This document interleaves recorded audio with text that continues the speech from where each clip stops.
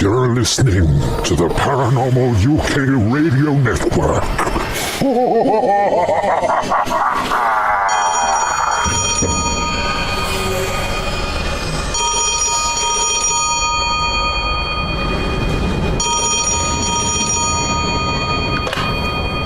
Hello?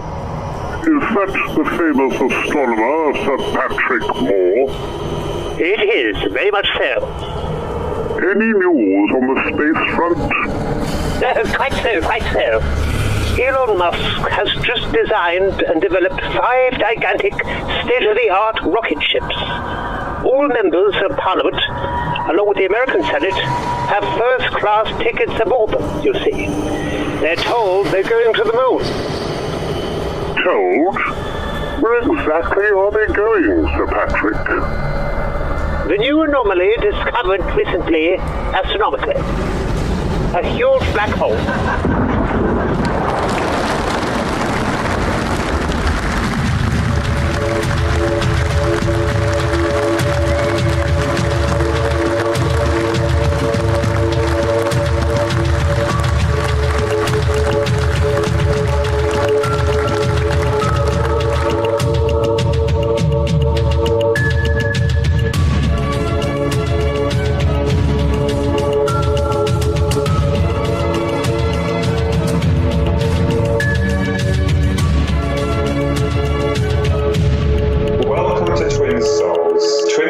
Is brought to you in association with the Paranormal UK Radio Network, created by Irene Allen and Mark Johnson. Your host, Philip Kinsella. Now, ladies and gentlemen, we have a very esteemed gentleman with us tonight, and his name is Earl Grey Anderson, and Earl is a chief investigator and assistant state director for Southern California MUFON, the Mutual UFO Network. He is also a musician, guitarist, vocalist, singer, and songwriter, a man who's had a very interesting background into the world of UFO research and investigations, as well as music, I might add. We're delighted to have you on board. Hello, Earl. How are you? Hi. How are you doing there, Philip and Ronnie? It's good good to be in touch with you here and love your show. Thank you very much, and we love you too, because we've heard so much about you, and you've got such a very interesting life, especially with regards to your positioning with MUFON. So tell us, Earl, what was it that got you involved with UFO research? What was it primarily that led you down this path to this kind of research? It was really a lifelong journey that brought me here. Ever since I was a very young child, for whatever reason, I've been sort of obsessed with extraterrestrial life. It's almost like it was born into my personality. One of my earliest memories was when I was a kid. My dad built a swing set out of wood. Correct. It was just not your usual metal swing set, but he put a lot of work and love and carpentry into it. And there it was, sitting in our backyard in Venice, California. I'm actually a native Californian here. Mm-hmm. And there were scraps of wood that were left over, and I remember I must have been 5 years old, maybe a little younger. Hammering them together into what I thought was a reasonable facsimile of a spaceship. I remember drawing little controls on the thing and begging my dad to please, put it up on top of the monkey bars. And after a while, he finally did. He kind of hoisted it up there, and I remember climbing up and sitting there and waving at the sky, and my mom stuck her head out the window and was like, "Earl, who are you waving at? And who are you talking to out there?" And I remember this plain as day. I said, "It's the space people, Mom. I'm waving and talking to the space people." I don't remember really, seeing space people up there or flying saucer or anything, but that was kind of my mindset for some reason. I don't know where I learned that from. But as I got a little older, my mom started telling me these interesting stories about the 1950s. My mom was one of Howard Hughes's private secretaries. She worked over at the old Sepulveda Hughes plant, the original Hughes plant in Los Angeles. And she communicated every single day via intercom. Hughes was kind of a recluse at this point. It was the mid-1950s. Mm-hmm. But my mom and one other woman, he had two secretaries, and he liked my mom. And my mom always had a knack for being able to tell if somebody was being honest or not. And apparently he utilized that ability that my mom had and sent her to do his bidding and kind of, she would do stenography as well for him. So she heard all of the different things that they were working on. She had to have a pretty high security clearance, in fact, to be able to do this because, of course, Howard Hughes was the original, America's aerospace guy, But my mom told this very strange story to me. I must have been maybe 5 years old. She talked about it a few times as I was growing up, that he sent my mom out to an undisclosed site. She never did tell me what state it was in. Later on, I recently gotten in touch with somebody that knows the other secretary's son, and he tells a similar story.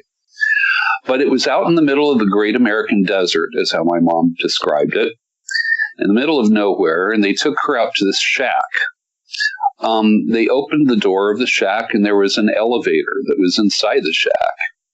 And my mom said that they got into the elevator and that it kept on going down, that she had a little security detail with her. And they didn't give her any warning. They didn't tell her, what this place was that she was going to. And she said, well, she started feeling vertigo and feeling scared because, it was obviously the elevator was going down under the desert floor. It wasn't going up. And she said it was the same feeling of butterflies that she felt in her stomach if you were taking a fast elevator up or down in a skyscraper. My mom said that the elevator stopped finally, and the doors opened, and there was a little city there under the desert. We're talking the mid-1950s, right? Yes.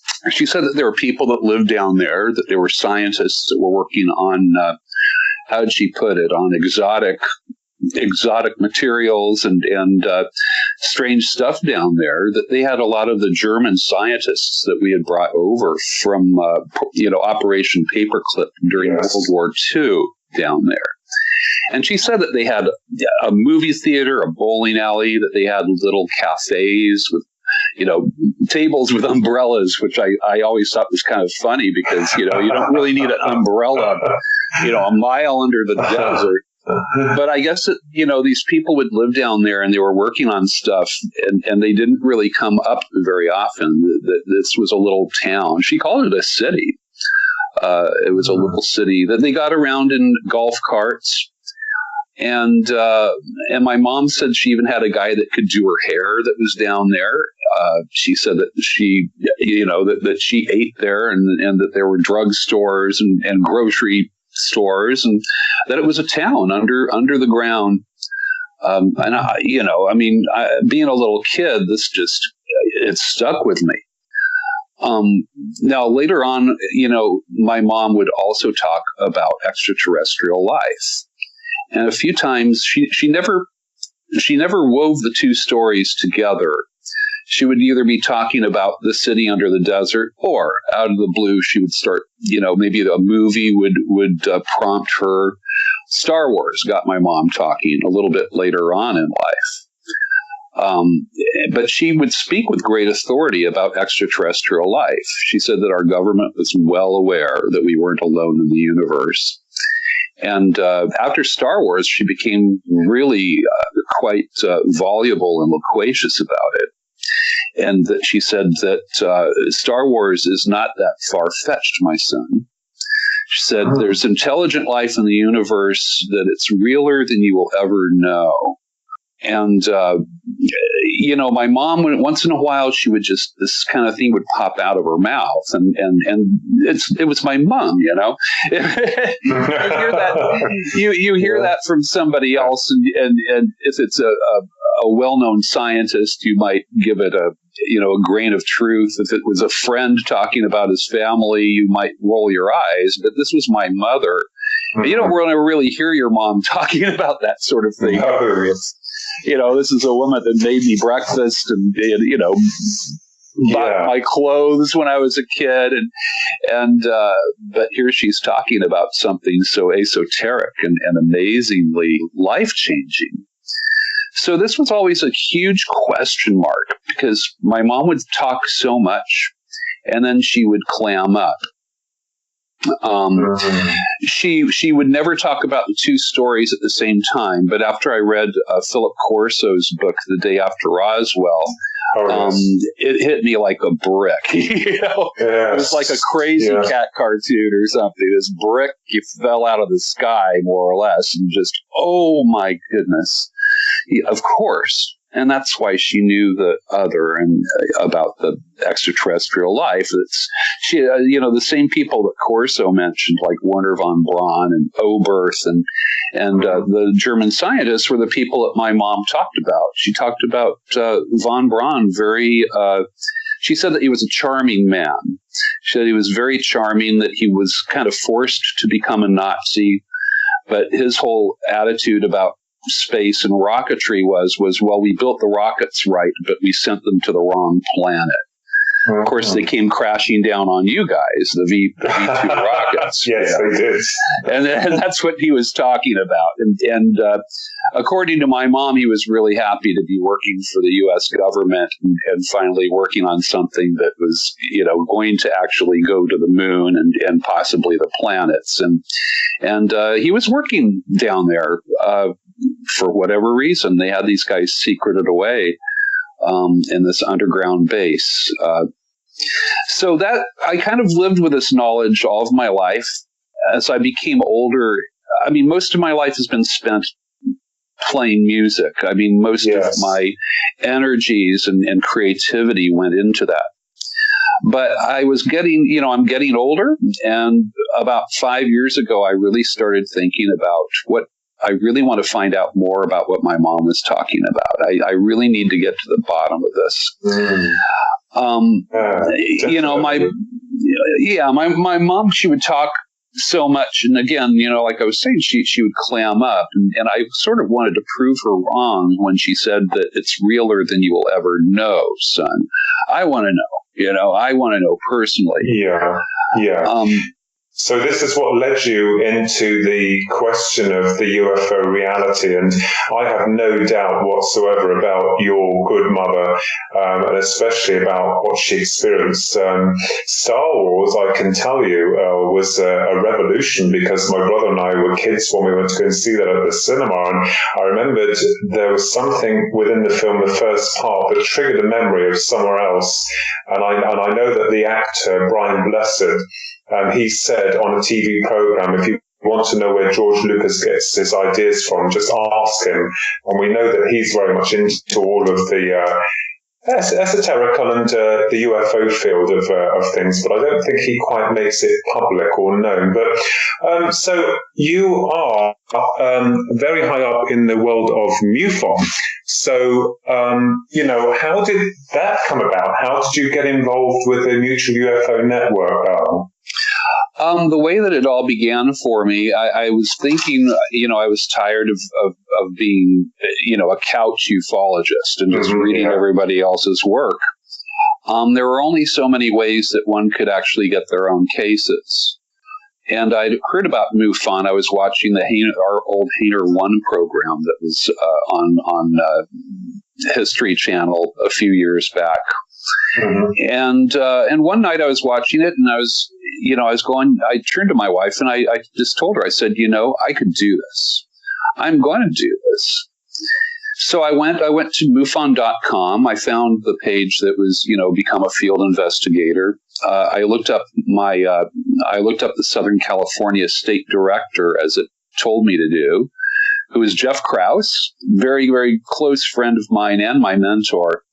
If I'm good at this, good at what I do, it's Jeff's fault because he's the guy that just, after I went and I passed the test, the field investigator's test, I read the handbook and did all the footwork around that. Mm-hmm. And Jeff started giving me my own caseload. And my caseload, after a while, became larger and larger because he liked the way that I approached the UFO phenomena. We really do want to stick with a scientific method. Occam's razor is what I shave with every day, when I'm working with MUFON. And, you want to debunk your case as well as you can yourself, or somebody else is going to do it for you. So I learned my drones, my balloons, and my Chinese lanterns from my spaceships. And after a while, I had a nice little plethora of unknowns, which is, our designation for a sighting that we can't explain in prosaic terms. Mm-hmm. So I started closing, I had my little collection of cases that were interesting. And MUFON apparently thought they were interesting as well because they started appearing in the journal every month. For a while there, I had, one or two UFOs every month in the journal. So Jeff eventually made me chief investigator in Southern California because we were already working together in tandem. There was one case in particular in Azusa, California, where it had 3 different witnesses. 2 different people reported it from a town away. Yeah. It was a very in-depth case where we needed to go into the field. We needed to interview all the witnesses. There was a Navy base that's supposedly abandoned that has a lot of traffic going in and out. It's on federal land that was where these women saw this UFO hovering originally. Culminated in a full-on flying saucer sighting by the 2 women that sort of took chase across town to get to it. After that case, Jeff kind of handed me the keys to the kingdom, I guess, in a way. He made me chief investigator.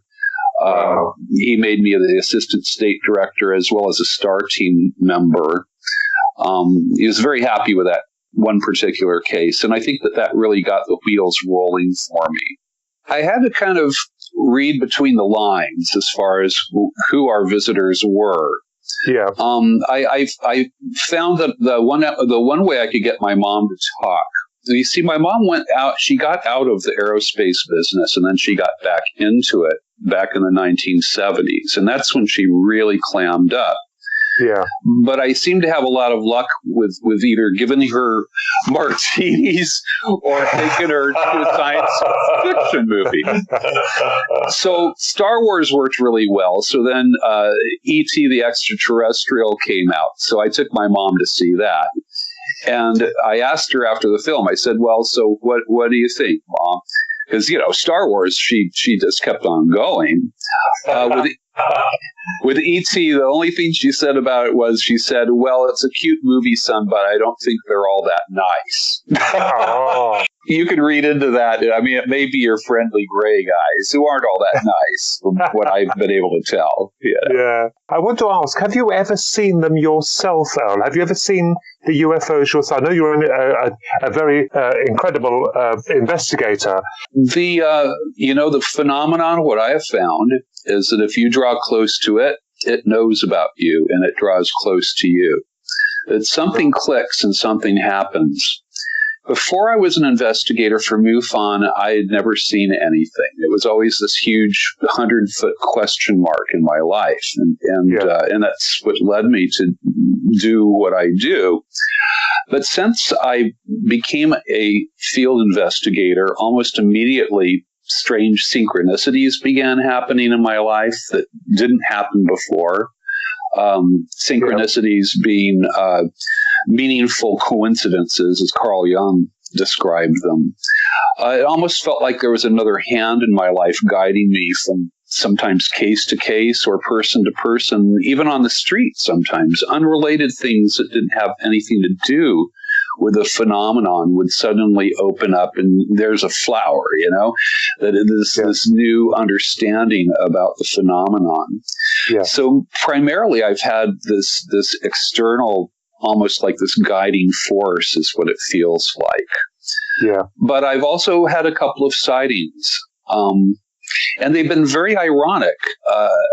One of them happened. I was on my wife and I and a friend, we were traveling to a wine event. We're sort of wine aficionados, my wife and I, and our friend kind of joins us in our bacchanalia, Sounds great. And but none of us had been drinking yet. We were taking a long drive from Southern California out to the Los Olivos area, where many of the local wineries are at.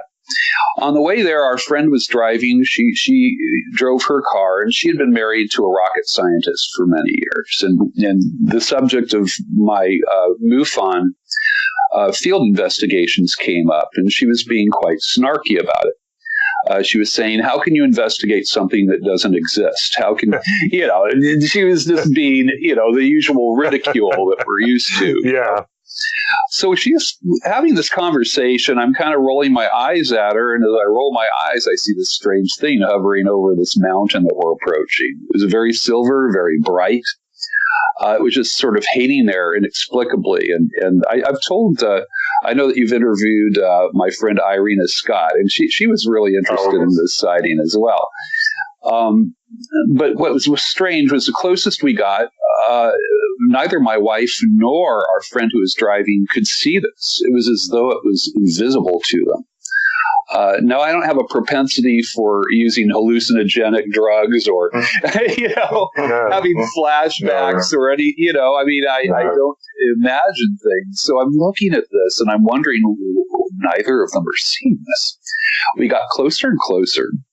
As we got right under it, you could see it hanging over this mountain with no visible means of support. It didn't look like a vehicle. It wasn't a flying saucer. What it looked like really was a giant chromed parabolic antenna like you would see on top of an aircraft carrier. But this thing was the mother of all parabolic antennas. Wow. And it was made with this very filigreed and ornate chromed material. It couldn't have been a wind sail because it was porous. You could see grid work about itself. Yeah. And it's right over us, and I'm kind of like, I'm speechless. And they're just talking. They're still talking about UFOs. I think that they might have started talking about wine again. And I turn around, and there it is, hanging over the mountain behind us. Now, I've had a couple of other sightings that have been similar to this, but what I think something was being taught to me, and that is that sometimes it's very specific who the phenomenon is pointed towards, and who is supposed to see it. Yeah. And I understand now that if I'm talking with somebody and they say, well, my girlfriend was with me and she could not see it, as though it was invisible to her. I've heard this a few times now. Mm-hmm. And I think that there's sort of that when we're meant to see something that's from our visitors, that it's almost like the blinders are taken off of our eyes. But that doesn't necessarily mean the person next to you has had the blinders taken off of their eyes. Yeah. And so that was one of my sightings. I had a strange encounter when I first became a UFO field investigator, where my wife and my wife experienced this and saw it as well, that our bedroom had flooded with light, like a blue light. And I had an experience. I had a visit, Philip. I had a visit by our little, our grave friends. I'm actually, I've only talked about this on one other podcast. I haven't really been talking about it a lot out there, but I feel free to. You go ahead. You're in good company. Yes, I mean I've read your new book. It was wonderful, and it took a lot of bravery for you to come forward and tell your story. So I'll tell mine. Now, this was the week that I had passed my field investigator test. Now, I was technically a field investigator. I think I had already closed one case as a Mylar balloon, which it was. It was a star-shaped Mylar balloon. Oh, my goodness. But I didn't expect to have any strange paranormal type things happen to me. You know, I wanted to investigate. I didn't want to be the investigator, you know? Yeah. But I had what happened was I went to bed. I lay down on the bed. I'd recently had a hip surgery, so I had my pillows, kind of way under me. I was what they call a semi-Fowler position in bed, where my head was way up, sort of semi-recumbent there. The room became lit as though the light was coming through, like pervading our walls.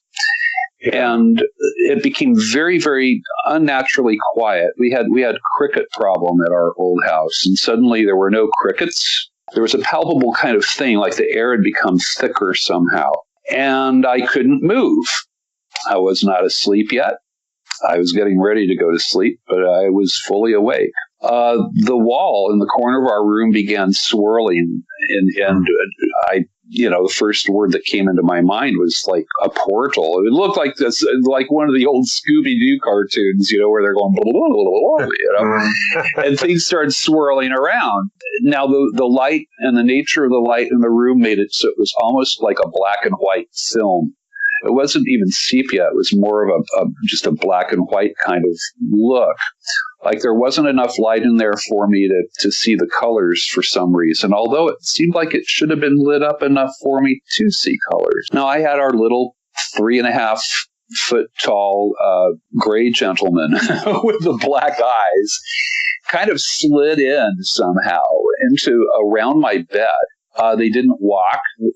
There was no ambulation involved. It was almost as if they were carried standing there to me. And later on, after reading more experiencer reports, I found that this sometimes happens, that they'll actually be carried over to you. I couldn't move, and they started taking blood from me in massive amounts. It felt like it was blood and energy somehow. I never got a calming message. There was a taller being that was standing in the portal. You could see him backlit with a light behind himself. I never did get a calming message, and I knew that much, that usually if this happened, one of them would say, don't worry, you're not going to be harmed. It's all going to be okay. I had none of that. So they did their business. They were very methodical. They were a little rough with me. They did not seem like Space Brothers in any way before. Then they slid backwards, back out through whence they came. It closed up. And after maybe 30 seconds or so, I could start moving again. Before then, I could move my eyes, and that was it. And being a nurse, I'm a licensed nurse, and I've taken care of a lot of quadriplegics. And one of the greatest fears that I have, I guess, would be becoming a quadriplegic, because I've helped people that have had quadriplegia, and not being able to move is a terrifying thing. Well, I experienced this, and then suddenly I can move again. They didn't take all my blood. They didn't completely exsanguinate me, although I felt exhausted, and I screamed. The first thing I did was I screamed as loudly as I was horrified. I grabbed my wife, who was asleep, unnaturally, deeply asleep. Normally, she's kind of an insomniac, but I'm shaking her, and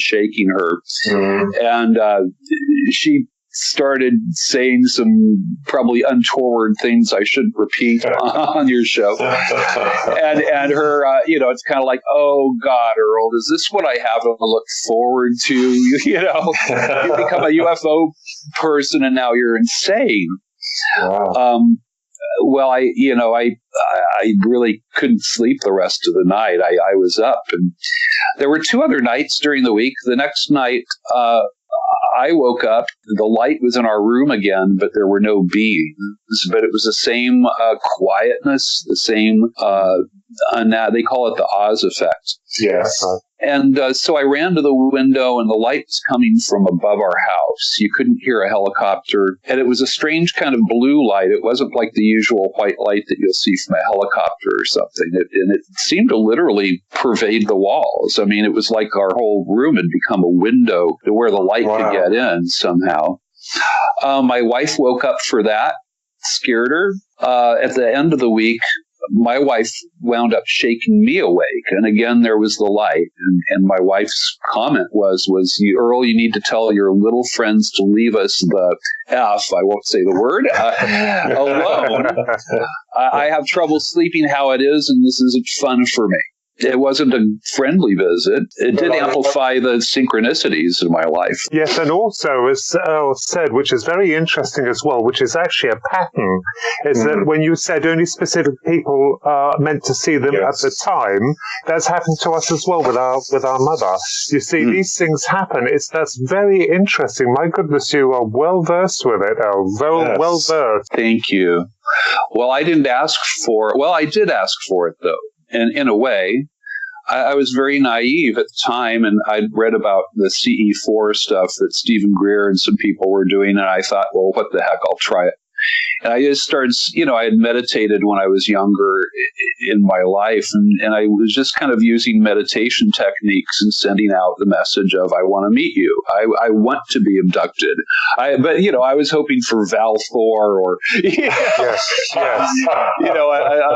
beautiful Nordic or something. But no, you don't get to choose, apparently. And the guys that I met were not very sociable.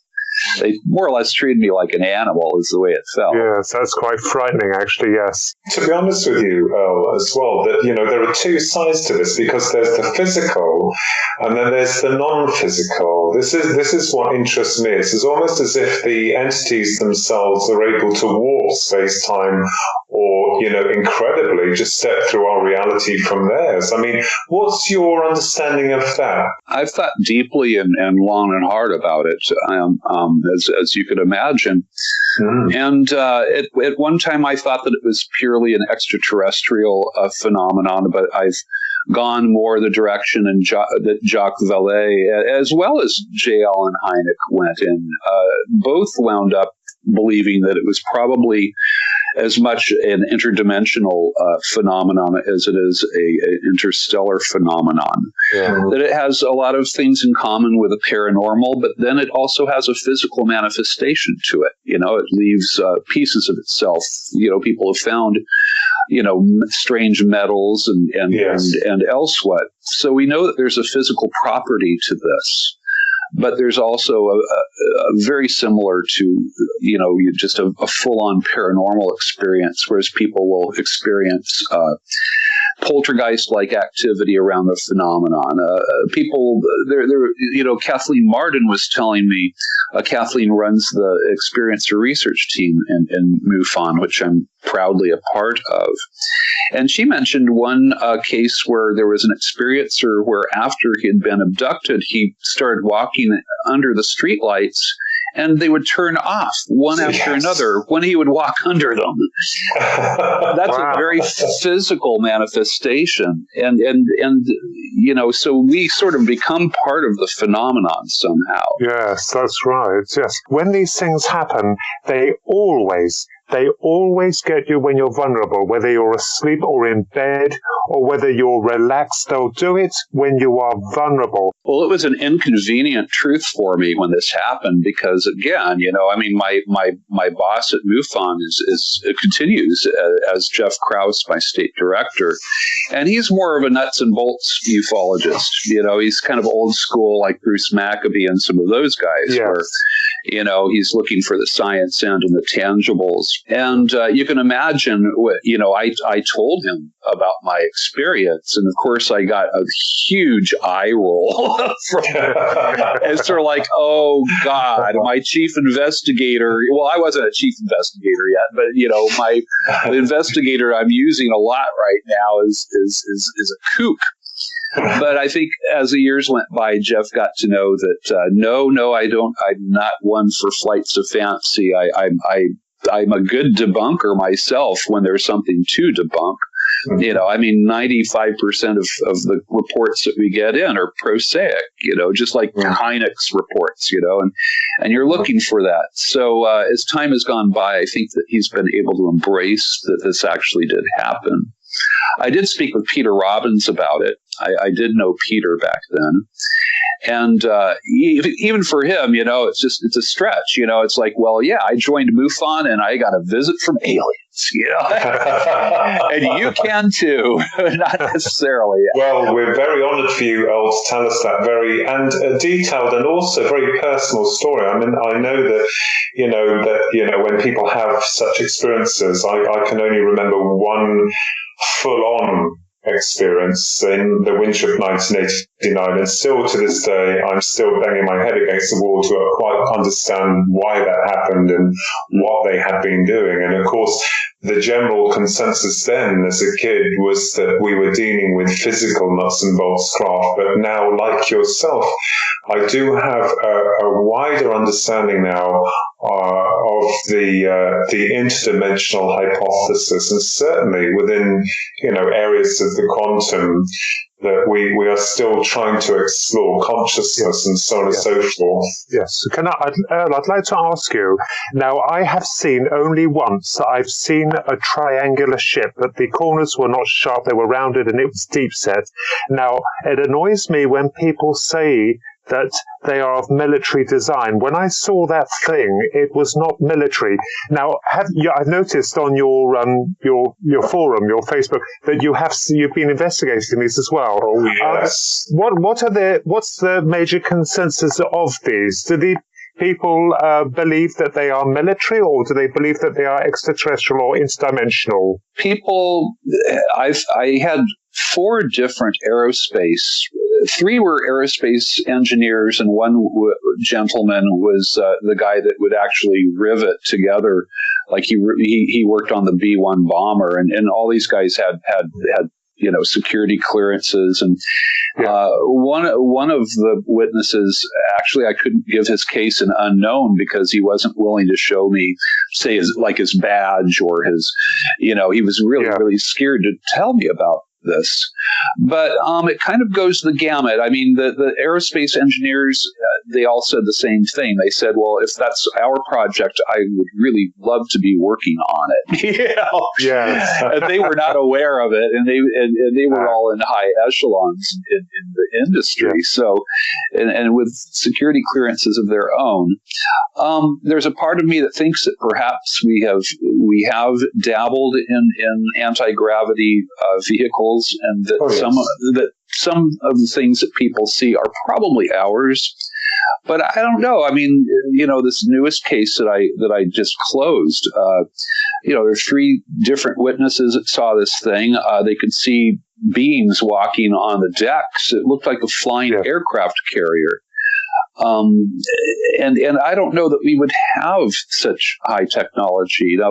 Maybe this is an alternate Earth, and they're coming through. Maybe it's us from the future. Jacques Vallée thought that was, he had the us from the future hypothesis for some craft. I don't think that just one thing is happening. I think that there's multiple sources for UFO sightings, and some may be ours, are probably ours, and some might be us from the future, some might be extraterrestrial, and some may be interdimensional. It's all outer space to me, Yes, yes. I think also, Earl, what's your thoughts also about a secret space program?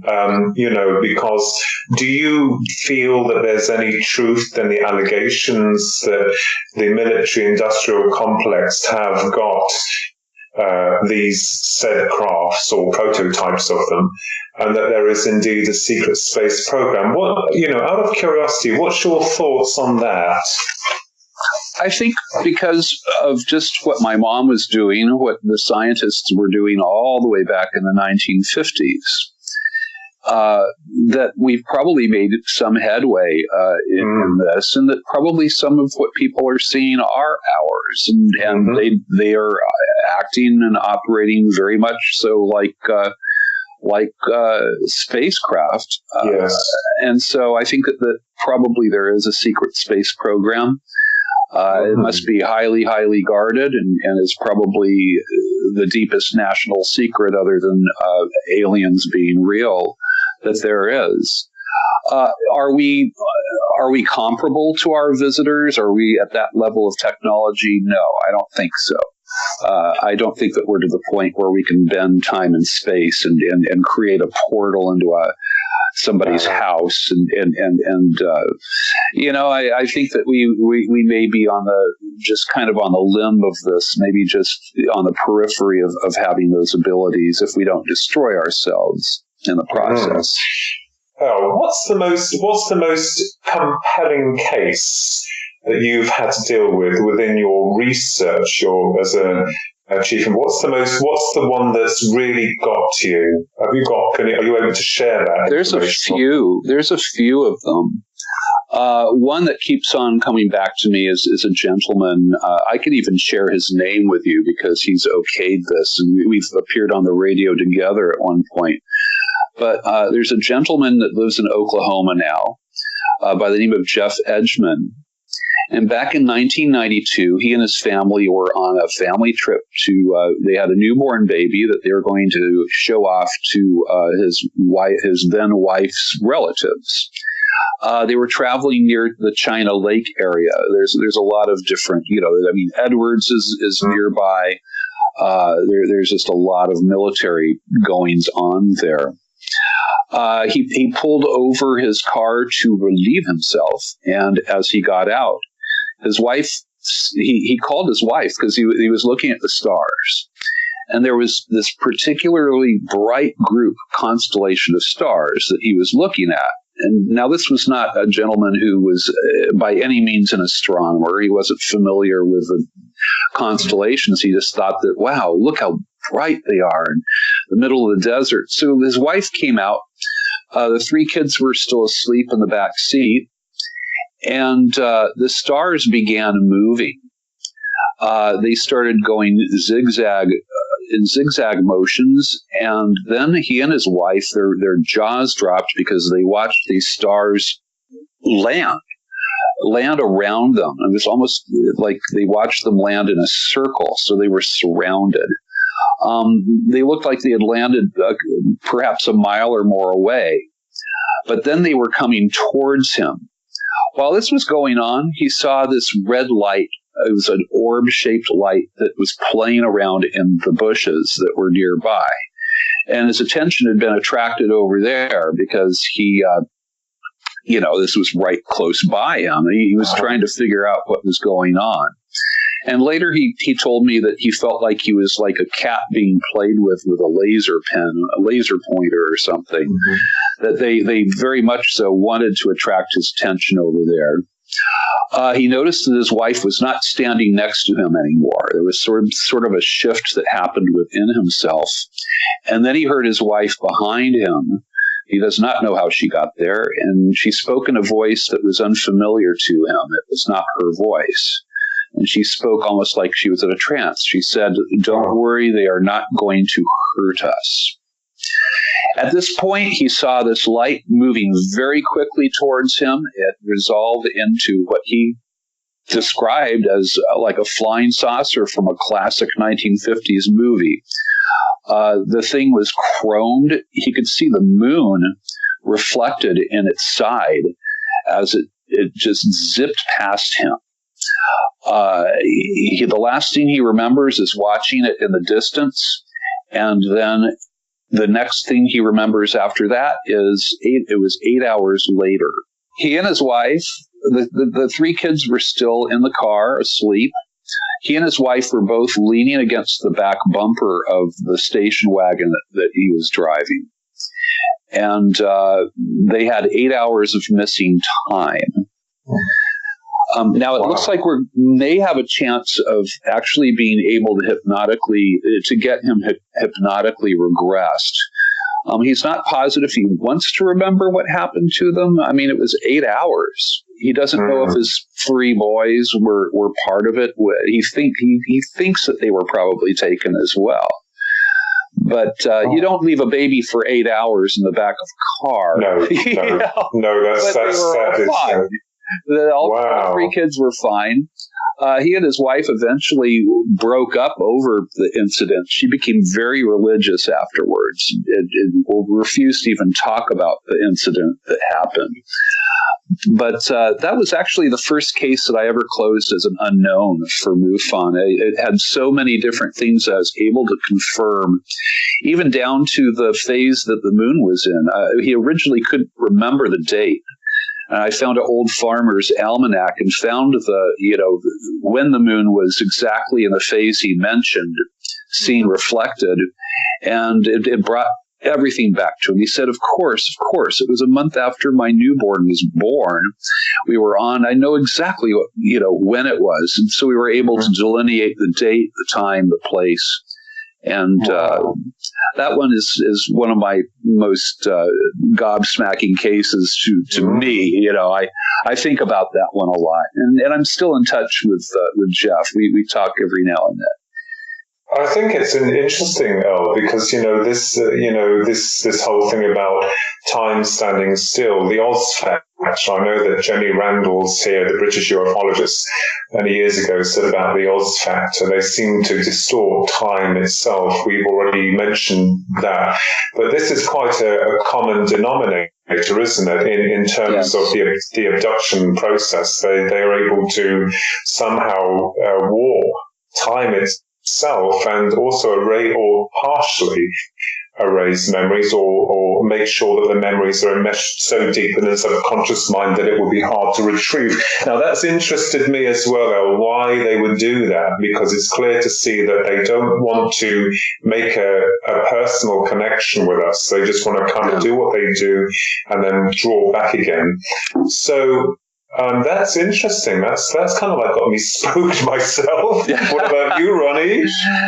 Yeah, I mean, it does seem to me the cat and mouse topic. Yes, it's like playing with them, but they certainly are watching us, or they need something from us. There's something they're looking at. I mean, whether they're for the good or the bad, I don't know, but they definitely are interested. And when you said about your blood being taken, they're analyzing us. It's like we're like, I hope, not rats in an experimental maze, but they seem to be very interested, and this is what they're drawn back to us all the time. Now, evidently, they are superior to us in every fashion, I mean, technologically and mentally, but the cat and mouse, yes, it's very, very interesting. I mean, I liken it to yourself, your good self, and all the brilliant researchers like yourself and others out there. It's like a big, huge jigsaw puzzle. You're trying to put all the pieces in place to form a coherent picture, and it just seems that you get some answers and then you're thrown back again, aren't you? You just lose it because trying to find out what these are. I do personally believe they're interdimensional as well. I agree with you on that, Earl. I do believe they are interdimensional. Certainly the creatures that arrested you and took samples from you certainly did come, or evidently did come, through some kind of portal or interdimensional corridor. Very, very fascinating, but very alarming, because as I said, they always do this when people are vulnerable, like your lovely gentleman who stopped and then he was looking at the stars. Always when you're vulnerable, they seem to know, they can read your minds, they can read your thoughts. When he was looking at them, they were then drawn to him. Well, why do you put lights on a UFO? Why are humans drawn to lights? I mean, Christmas time comes around, you put lights on everything, different festivals and holidays, no matter what the culture is, it's lit up because we're drawn to that. Like bait, maybe. A rabbit stunned in the glare of headlights. They arrest you. That's right, Al. I like that, your emphasis on that. Absolutely, yes. But now, how would you explain that? Because the takeaway from my experience, though, has been all positive. I mean, the synchronicities are like this ongoing magic in my life. It's almost like you are not alone, and you're not in this alone. And it almost feels like, certain cases are drawn to me, and it's very purposeful. And the people I've met in the field are just some of the most outstandingly wonderful, artistic, and thoughtful people I've ever met. So why this wonderful takeaway that's around it when the actual experience that I had is so horrifying? I'm not sure if it's the same creatures, or my personal opinion is that more than one thing is going on, that we're probably being visited by multiple cultures. I mean, you can just read the reports. I mean, I have people that have evil reptilians that visit them. I have one woman that has reptilians that are like angels to her. Yes. And, so perhaps one thing that Kathleen Martin told me, and she's, I think, probably the greatest authority on visitation in the world. Kathleen mentioned that she thought that perhaps my visitors were a renegade group of ETs, that there's a renegade group that does see us as animals, and that they're certainly not benevolent, and they're almost like the juvenile delinquent wing of the phenomenon. And perhaps she's right there. But the synchronicities and the magic around it, it's all a very great positive. So that still confuses me a bit, but because you've had that, it doesn't mean to say that, that we still class them as evil. I think there's a greater understanding within the psyche that starts to develop and grow in the individual, the human individual. And, would I not have wanted that to happen? I can't answer that, because I feel like I've benefited so much in understanding more about the soul, more about dimensional frequencies, other star systems, other intelligences. I remember I came out of the cinema after watching E.T. and crying because I wanted to go with E.T. I certainly wouldn't want to go with the Greys, because no, me neither.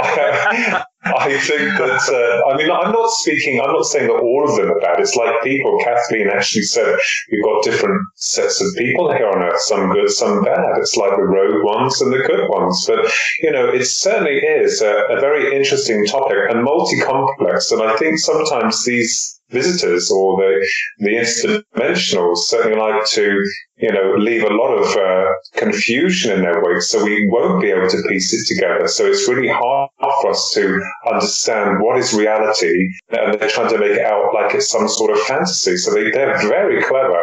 They're very on the ball with regards to that, and the workings of the human mind as well, I must add. I think that the obfuscation around the phenomenon is actually, a lot of that is the desire of our visitors themselves. That, there was the one classic case, I believe, was it 1952, the Eagle River sighting, where this gentleman saw a flying saucer. There were 3 beings in there. They were humanoid. But they asked him to go get them some pure water. So he went with this little E.T. jug that they handed him, and he got some, I guess, river water, or it was what he deemed to be pure water. He brought it back to them, and they proceeded to cook these pancakes on this extraterrestrial grill. Oh, I've heard of that. It's a really, actually a very well-known case, but apparently they gave this man pancakes. There's an absurdity to the phenomenon. Yes. It's just built in there. Yeah. It's an absurdity built in. It's almost like leprechauns and fairies, which I think is probably the same thing, But what the creatures told him, they said, well, we want you to believe in us, but not that much. And I think about that a lot, that they do want us to believe in them, but they want to have that deniability level to it as well. Yes. It's rather like they have incorporated themselves into mythology, which has been deliberately engineered to keep them a myth. Yes. I agree with you 100% on that. Yes. I think that the way that we see them has as much to do with our psyche as their own. Yes. That would explain why people would see flying saucers that looked very mechanical back in earlier times, and now they look more ethereal. And now people are seeing orbs everywhere, which kind of goes back to Obi-Wan Kenobi or Glenda the Good Witch in The Wizard of Oz. It's a very, it's in the collective consciousness of humanity, the way that they are presenting themselves. And I think that, maybe it's their way of not shocking us too badly or giving us something that we can understand. I know that when people came to the New World the first time, the Native Americans couldn't even see the ships. You know, they couldn't see Cortez's ships. The idea just wasn't in their mind. They could see the smaller boats. They would see them as really big, you know, strange-looking canoes. But they couldn't see the ships themselves. It just, the concept was not in their minds, and their minds recoiled at the thought, and so their eyes would trick them, you know, trompe l'oeil, you know, it fooled their eyes. And I think that we're kind of in the same position, that we can't even really understand what we are seeing. So our minds will somehow or another, it comes together in a form that we can understand. It's like, a spaceship, you know. Yeah. But I don't even know if UFOs actually look the way that we see them.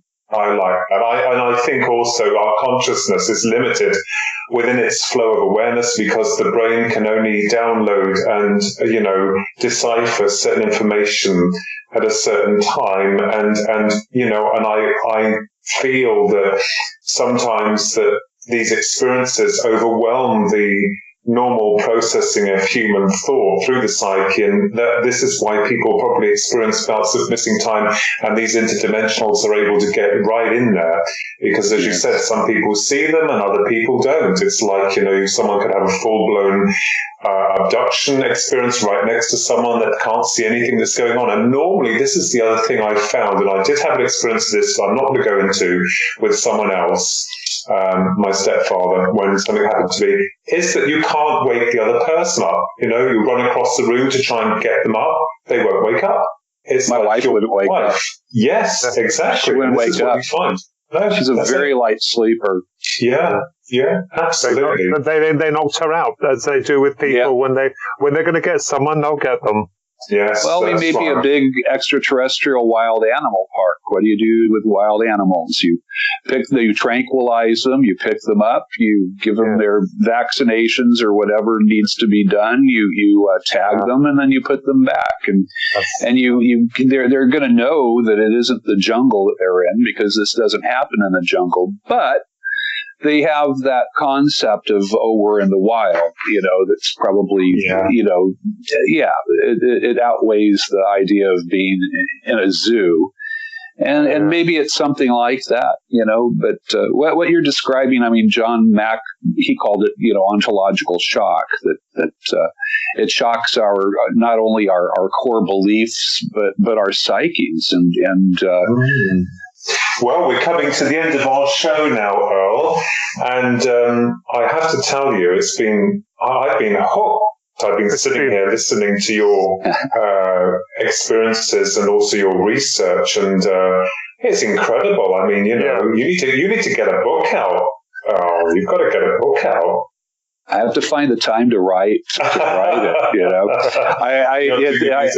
I have 40 ongoing cases right now at this moment, and that doesn't even include my ERT cases. So, but I do have to write a book, and I have one, you know, and it's already written in my head. So I just have to figure out when I'm going to put it down to paper. Well, we'll definitely have to have you on again, Earl, because you're the type of guy I could talk to all night. You're just, it's like sitting in a living room having a coffee with you. That's how comfortable it is with you. You are smashing and so down to earth as well. Ironically, you don't have any nonsense. That's what I love about you. You're so professional. It's been a pleasure talking to you. Absolutely. Thank you, Ronnie. You as well, and you too, Philip. Both of you guys are very. I was really looking forward to doing this show. You know, I just read Philip's new book, and I thought it was just wonderful, smashing, wonderful book, and I'm so impressed with Ronnie's artwork. You guys are both just very, very talented brothers, and it's a pleasure to have been on your show. And thank you for asking me. Well, we're going to have you. We'll have you back on, most definitely. Okay, fantastic. So, ladies and gentlemen, the wonderful Earl Grey Anderson, who's the chief investigator and assistant state director from MUFON. Wonderful guy, wonderful experiences, and wonderful research. Thank you. You've been listening to Twin Souls, part of the Paranormal UK Radio Network. Good night and God bless.